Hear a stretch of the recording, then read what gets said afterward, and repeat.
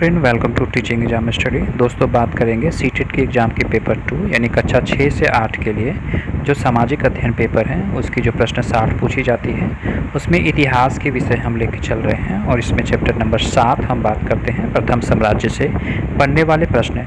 निम्नलिखित में से कौन सा कथन अशोक के धम्म के विषय में सही है, यानी 102 नंबर प्रश्न का जो सही उत्तर हो जाएगा वो बी नंबर, यानी कि केवल ए, बी और सी जो हैं ये सही हो जाएंगे। एक कहता है कि इसमें किसी देवता की पूजा की आवश्यकता नहीं थी और इसमें किसी बलि कर्मकांड की आवश्यकता नहीं थी और धम्म के विचार बुद्ध के उपदेशों से जो हैं वो प्रेरित थे।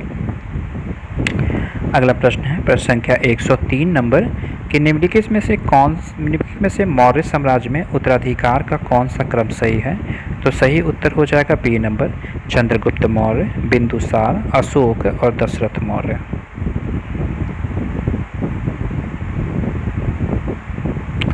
अगला प्रश्न है प्रश्न संख्या 104 नंबर कि संगम कविताओं में एक तमिल शब्द में मूवेंदार की चर्चा मिलती है जिसका अर्थ तीन मुखिया है।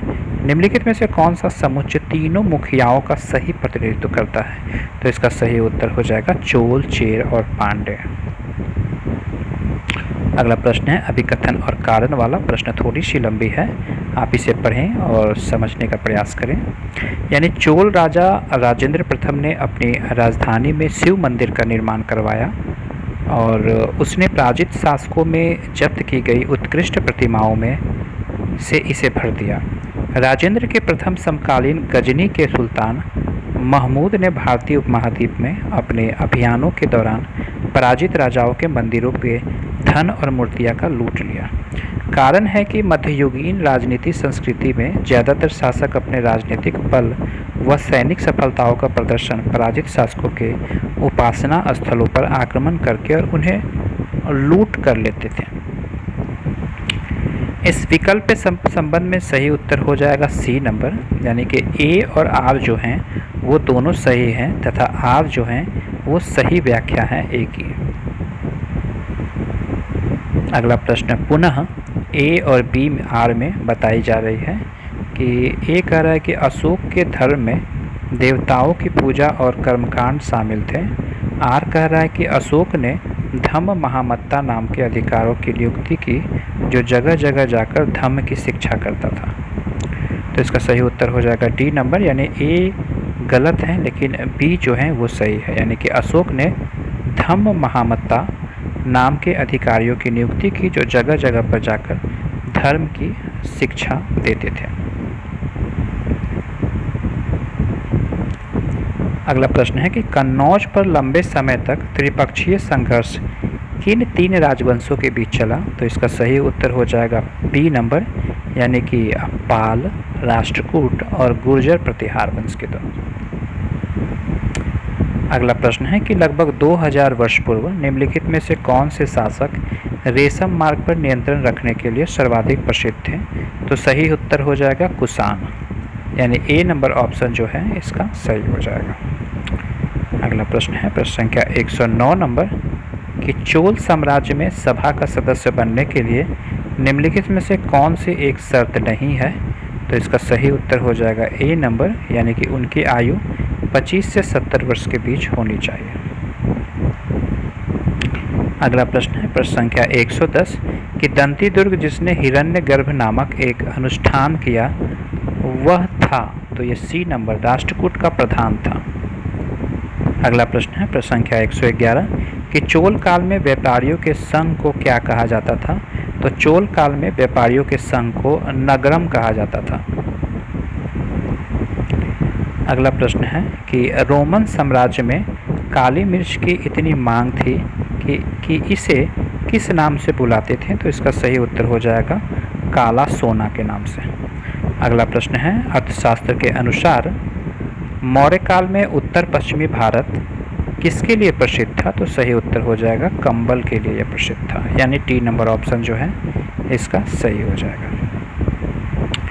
नेक्स्ट प्रश्न है कि मौर्य शासक अशोक के द्वारा लड़ी गई लड़ाई का स्थल कलिंग वर्तमान में कहाँ स्थित है। तो सही उत्तर हो जाएगा डी, यानी उड़ीसा में। अशोक द्वारा लड़ी गई लड़ाई का स्थल कलिंग वर्तमान में उड़ीसा राज्य में स्थित है। यह स्थल दामोदर तथा गोदावरी नदी के बीच उपजाऊ स्थल है। अगला प्रश्न है कि किस काल में कर प्रथा का विशिष्ट महत्व था? तो सही उत्तर हो जाएगा गुप्त काल में जो है वो कर व्यवस्था का अधिक महत्व था। निम्नलिखित में से कौन से राज्यों का संयोजन त्रिविभाजन संघर्ष में शामिल था? तो सही उत्तर हो जाएगा राष्ट्रकूट, पाल और गुर्जर प्रतिहार। अगला प्रश्न है प्रश्न संख्या 117 कि समुद्रगुप्त की निम्नलिखित में से कौन सी ऐसी नीति थी जो विशिष्ट रूप से दक्षिणापथ शासकों के लिए थी? तो सही उत्तर हो जाएगा सी कि इन्होंने हार स्वीकार की व इन्हें पुनः शासन करने के लिए अनुमति दी गई। अगला प्रश्न है कि एलोरा की गुफा की भित्ति चित्र जिसमें विष्णु की नरसिंह अर्थात पुरुष सिंह के रूप में दर्शाया गया किस काल की कृति है? तो इसका जो सही उत्तर हो जाएगा वो बी नंबर यानी कि राष्ट्रकूट काल के। अगला प्रश्न है कि एलोरा की गुफा 15 का भित्ति चित्र जिसमें विष्णु को नरसिंह अर्थात पुरुष सिंह के रूप में दर्शाया गया था किस काल की कृति थी? तो सही उत्तर हो जाएगा राष्ट्रकूट काल की। अगला प्रश्न है कि संगम कविताओं में किन 3 राजवंशों को मूवेंदार कहा जाता था? तो सही उत्तर हो जाएगा चोल, चेर और पांड्य को मूवेंदार कहा जाता था। अगला प्रश्न है कि रामपुरवा में मिला उत्कृष्ट पॉलिश वाले पत्थर पर बना साढ़ जिसे अब राष्ट्रपति भवन में रखा गया है इनमें से किसके शासनकाल में बनाया गया था? तो सही उत्तर हो जाएगा मौर्य के शासनकाल में। अगला प्रश्न है कि निम्नलिखित राजाओं में से राजवंशों में से किसने अपने अभिलेखों में मलयालम भाषा एक लिपि का प्रयोग प्रारंभ किया था? तो सही उत्तर हो जाएगा चेर यानी कि सी नंबर। अगला प्रश्न है कि निम्नलिखित में से किस गुप्त वंश शासक ने महाराज धीराज की उपाधि का प्रयोग किया था? तो इसका सही उत्तर हो जाएगा बी और डी यानी कि समुद्रगुप्त और चंद्रगुप्त। महाधीराज की उपाधि समुद्रगुप्त और चंद्रगुप्त ने धारण किया था जबकि चंद्रगुप्त द्वितीय ने विक्रमादित्य, शिकारी एवं राजाधीराज की उपाधि धारण किया था। विष्णुगुप्त का अन्य नाम कौटिल्य या चाणक्य था और वृत्तका कोश के अनुसार चाणक्य की पत्नी का नाम यशोमती था। अगला प्रश्न है कि अशोक के अभिलेखों को किस लिपि में लिखे गए थे? संस्कृत में, देवनागरी में, ब्राह्मी या तमिल में? तो सही उत्तर हो जाएगा सी नंबर। अशोक के अभिलेख जो हैं वो ब्राह्मी लिपि में लिखे गए थे। अगला प्रश्न है कि एलोरा की गुफा के भित्ति चित्र जिसमें विष्णु को नरसिंह अर्थात पुरुष सिंह के रूप में दर्शाया गया था किस काल की कृति है? तो ये राष्ट्रकूट काल की कृति है। तो ये कुछ इम्पॉर्टेंट प्रश्न थे इस चैप्टर के जो कि एग्जाम में रिपीटेड टाइम पूछी जा सकती है। चैनल पर नए होंगे तो चैनल को सब्सक्राइब कर लें ताकि आने वाली नेक्स्ट वीडियो की नोटिफिकेशन आपको मिल पाए। वीडियो देखने के लिए धन्यवाद। Thank you very much.